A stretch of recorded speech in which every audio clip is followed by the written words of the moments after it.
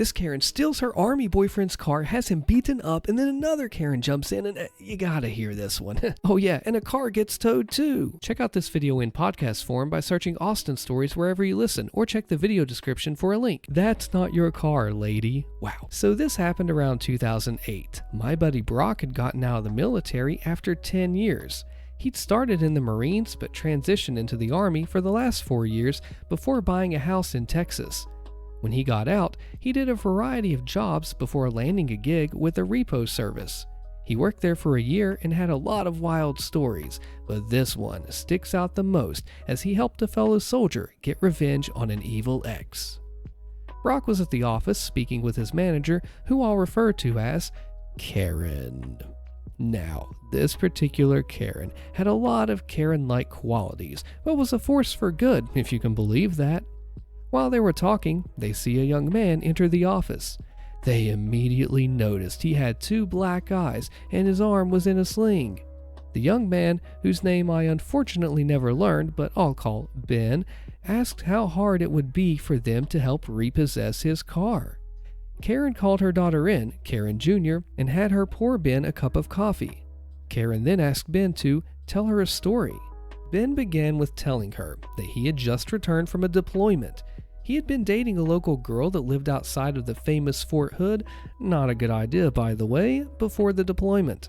Thanks to a previous deployment, he had managed to get himself a used black Dodge Charger, which was his baby. He further explained that, shortly after buying the car, he had met the local girl, who for the sake of the story, I'll call Morgan. Morgan was always asking to drive his car, but he was always just declined. When he was getting ready for his deployment, Morgan repeatedly asked if she could borrow the car, but he kept saying no. After much needling, he relented, but on the condition that she take care of his apartment until he comes back from rest and relaxation leave, and she agreed. Ben left for his deployment while Morgan took care of his place. When Ben came back for leave, he found his apartment immaculate. He pulled his car from storage and drove to Morgan's. He spent a few days with her before handing her the keys and heading to his home state to visit family before returning to his deployment. He returned again from his deployment and found nothing but trouble. When he walked in to his apartment, he found a layer of dust on just about every surface. It was almost like no one had been there in months. When he checked his bedroom, he'd found his room had been torn apart. All of his drawers had been searched and upturned. He tried to call Morgan, but never received an answer. He located his safe, which was hidden, and found that it hadn't been touched. He then grabbed his spare key from the safe, called a buddy of his, and they went to Morgan's. As they pulled up to Morgan's, he saw a car there that he initially didn't recognize. But as they got closer, he realized it was his baby. Morgan had the car painted hot pink and put 24-inch spinners on it. He tried the key just to make sure, and the lights flickered as it unlocked. While his buddy laughed, Ben went to the front door and Morgan answered. He asked what had happened to his car, and she responded with, "It's my car now." Ben walked away and hopped in his hot pink mess. As he started it, 4 large dudes came out of Morgan's house, one with a baseball bat, and yanked Ben out of his car. They proceeded to beat the crap out of him in the driveway before his friend intervened, pulling his conceal and carry pistol on the group. He then took Ben to the hospital. I'm honestly just not sure if the cops were called in on this. I'd assume yes, but even then, Ben said his friend drove by Morgan's house a handful of times while he was in the hospital, well, at random times, and the car was never there. Karen stared at Ben for a bit before asking for paperwork. Ben handed it to her, and Karen had a smile form on her face. She then asked Ben for Morgan's phone number. Ben gave it, but just wasn't aware of what was about to happen. Karen handed the phone to Karen Jr., who then dialed the number. Karen Jr. then began speaking to Morgan, telling her that they'd met at one of the local clubs and wanted to know if she was down to party that night. Apparently, Morgan agreed, and the plan was set. Brock parked his tow truck at the club and waited. Sure enough, Morgan showed up with the pink monster, parked it, and went inside with some girlfriends. Brock then gave them 5 minutes before he stealthily drove up to the car and hooked it up. As he was pulling out with the pink monster, Morgan walked out of the club.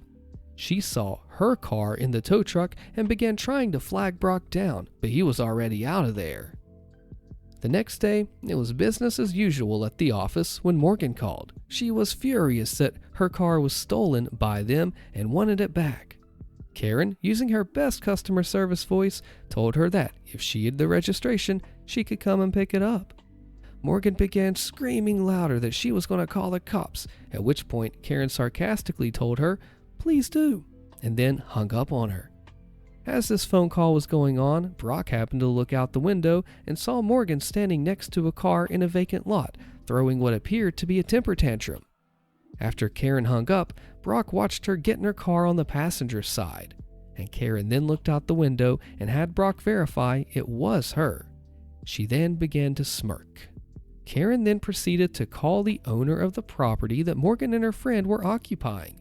She told the owner about the car and asked if he wanted it towed, and the owner okayed it. Brock then drove his truck over to the ladies in the car and introduced himself. They tried to explain that they were waiting for Morgan's boyfriend, but Brock insisted they weren't allowed to park there. They argued and called him every name in the book. Brock then hooked up their car and lifted it partially off of the ground, forcing the two to exit the vehicle. They tore into him until he showed them the tow order. While this back and forth was going on, Ben arrived at the office and Morgan saw him walk in. She ran to the office door and Brock proceeded to lower the car. When Brock went back into the office, all heck had broken loose. Morgan apparently tried to snag the keys back from Ben, but he pocketed them. She began to hit him in his hurt arm and warned Ben that she'd call her friends to finish the job if she didn't get her keys back. Karen Jr. had already called the cops at this point, and Brock got in between Ben and Morgan, even telling Morgan to try hitting him to find out what would happen. Morgan then tried to play the pity card and said that she only wanted the keys to get her laptop out for school. Karen asked Ben to hand the keys over to Brock so he could grab the laptop, and Brock retrieved the laptop from the car, and as he was handing it over, she rushed to aggressively grab it, but knocked it from Brock's hands. Completely furious at this point, Morgan accused Brock of dropping the computer on purpose and threatened to sue. The cops then arrived and Morgan began her sob story again, telling the police that they stole her car. The police questioned Karen, and Karen gave her casual smirk while asking if they wanted to see the security videos. The police watched and listened as Morgan punched Ben several times and heard the threats that she had made about sending her friends after him. The police then turned to Morgan, who had turned ghost white at this point. She tried to back her way to the door, but the police stopped her. They proceeded to ask about the car, Ben's injuries, and who she planned on sending after him. She initially denied everything, but they already had evidence on her beating him up. She was arrested and Ben got his car back. After the cops left, Ben admitted that he didn't want to be seen in a car that looked like it was advertising Pepto-Bismol and planned on trading it in for a GTO. We later heard through the grapevine that the 4 guys who beat up Ben were arrested. Morgan had ratted them out. What's the old term, Jody or whatever, when you go to the military and then your friend is not so faithful? I mean, you just wouldn't trust her. She's going to rat out the guys who beat him up, and then a tow truck Karen. This is just a crazy suing story. What have you done? This is my story of how I took down my terrible neighbor Karen for vandalizing my car. I fought back with my lawyer, and what she did was a shock to me. So Karen had always been a neighbor of mine, living just a few houses down the street. We'd cross paths occasionally, but we were never particularly close. I'd heard through the grapevine that she was jealous of my house and the life that I'd built for myself. My home was my pride and joy. It was a place that I'd worked hard to make as comfortable and beautiful as possible. I had recently acquired a new car, one that I'd been dreaming of for years. It was a sleek, shiny, and powerful machine, and I absolutely loved it. Well, as it turned out, Karen had always wanted a car just like mine, but couldn't afford it. She had also been envious of my house, which was bigger and more impressive than her own. Her jealousy became really intense, and she could not stand just seeing me living my best life. Instead of working to improve her own situation, she decided to take a destructive route. How sad is that? Anyway, one early afternoon, I was relaxing in my living room. I was watching TV when I heard a loud crash outside. It scared me to death, so I rushed over to the window. I wanted to see what had happened. My heart absolutely sank as I saw the source of the commotion. There was Karen, standing beside my brand new car, a sledgehammer in her hands. She was slamming it into the car with a primal rage that I just had never seen before. The loud, sickening thuds echoed throughout the neighborhood as she mercilessly attacked my beautiful ride. I could not believe my eyes, and a surge of that same primal rage that she had, mixed with disbelief, coursed through my veins. My feet moved before my mind could catch up, and I stormed outside, shouting at Karen, demanding to know what on earth she was doing. She turned to face me, her eyes filled with hate and madness. Her lips curled into a sly grin, as if she had achieved some sort of twisted victory. "You think you're so much better than everyone else with your fancy house and that car," she sneered. "I can't stand it anymore, so I thought I'd teach you a lesson." In a blind rage, I grabbed my phone and began recording her. She continued to bash my car with the sledgehammer, completely oblivious to the fact that she was being captured on video. In a way, her arrogance actually helped me, as her sinister grin was undeniable evidence of her actions. When she had finally had her fill of destruction, she dropped the sledgehammer and began to walk away, thinking that she got away with her crime. But she had no idea that her wicked deed had been caught on camera. Well, there's more. Once I was sure that she was gone, I rushed inside and reviewed the footage. Her face, filled with malice and glee as she destroyed my car, sent shivers down my spine. I knew I had to do something about this. I had to expose her for the criminal that she was.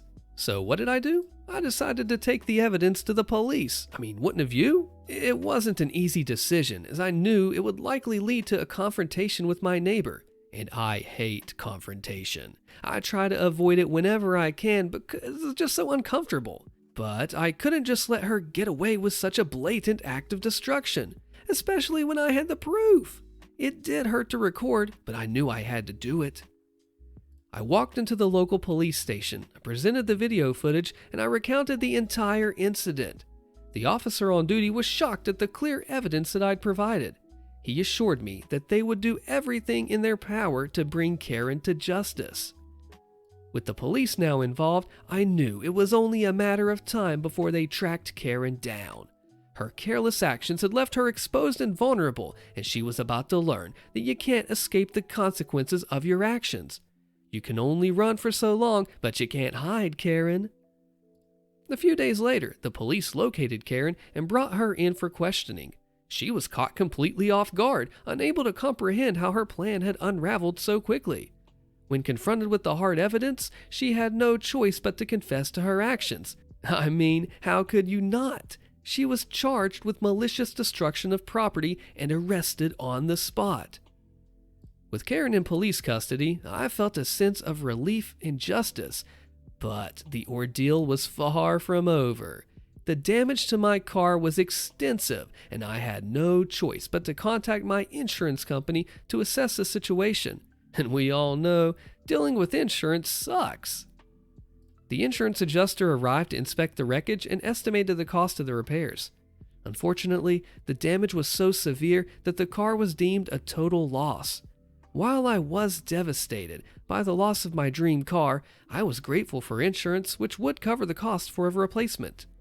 A few weeks later, I received a check from my insurance company to cover the cost of a new car.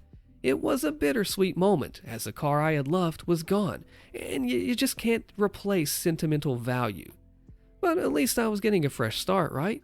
I began the process of shopping for a new vehicle, trying to put the traumatic incident behind me. However, the consequences for Karen were just beginning to unfold. She was facing legal charges, and I wasn't even about to let her off the hook easily. Can you blame me? I decided to file a civil lawsuit against her, seeking compensation not only for the damage to my car, but also for the time and stress that this incident had caused me. I hired a lawyer who specialized in personal injury and property damage cases. He meticulously reviewed the evidence and began building a case against Karen. He was confident that we had a strong chance of winning, especially given the clear video evidence of her actions. The day of the court hearing arrived, and I felt a mix of anxiety and determination. I wanted to hold Karen accountable for what she had done and ensure that justice was served. My lawyer and I arrived at the courthouse and ready to present our case. As the proceedings began, my lawyer presented the video footage, which left the judge and jury in shock. It was clear that Karen had committed a malicious act of destruction out of envy and spite. The courtroom was filled with tension, and it was evident that Karen's actions were indefensible. There is one very important thing that I have to mention. As the trial continued, it became clear that Karen was nowhere to be found. She had failed to appear in court, which was a huge mistake on her part. The judge issued a warrant for her arrest, and the case proceeded without her presence. The court ruled in my favor, awarding me compensation for the damage to my car and the emotional distress that I'd endured. The judgment also included punitive damages to deter Karen and others from similar acts of vandalism in the future. With the court's decision in my favor, I felt a sense of closure and justice. Karen had been held accountable for her actions, and I had received compensation for the damage to my car and the time that I had spent dealing with the aftermath of her destructive act. The legal consequences didn't stop there for Karen. Her failure to appear in court did lead to her arrest, and she faced additional charges for her evasion of the law. She was ultimately sentenced to probation, community service, and offered to pay restitution for the damages, which were all well-deserved, mind you. The entire incident had a profound impact on Karen's entire life. Not only had she lost her freedom and been ordered to pay for her destructive actions, but her reputation in the community was irreparably tarnished. She had gone from being envious of my life to being pitied and shunned by those around her. Karen's jealousy and spite had only brought her misery and misfortune. She'd underestimated the power of evidence and the consequences of her actions. I had not only gotten a new car, but also the satisfaction of knowing that justice had been served. Life went on, and I continued to enjoy the comfort of my home and the thrill of driving my new car. I also made a few upgrades to my security system to ensure that no one would ever dare to trespass on my property again. The incident with Karen would always serve as a reminder that envy and spite could lead to one's own undoing, and that justice would ultimately prevail. Our neighbors took our fence while we were on a road trip. So, we've had issues with our attached neighbors from the moment that we bought our house. Originally, it was just a 60-something female and her 18-something male grandson. The day we moved in, we tried to make small talk and introduced ourselves. The woman was dropping hints that the old owners used to bake her goodies all the time and she missed it, kind of insinuating that we should be like them because she deserved to be treated like a princess. The grandson introduced himself as the worst person in town. What an intro. So afterwards, we just tried to keep a friendly distance and stay out of their way. Suddenly, after about a week of living here, they began screaming at odd hours, blasting music and banging on the walls. The police were at their house for domestic disputes monthly due to the woman calling the cops on her grandson. We've lived here for over 2 years now, fixing up our house and making it beautiful and adding value to it. Up to this point, we've just let them have their problems because it's not like we have kids to worry about protecting, it's just my partner and I in our mid-20s. Fast forward to last month. One evening, after it got dark, we heard what we thought were gunshots right in our backyard. Mind you, we live in a downtown suburb borough with an older person facility right behind our house, so we were a little concerned.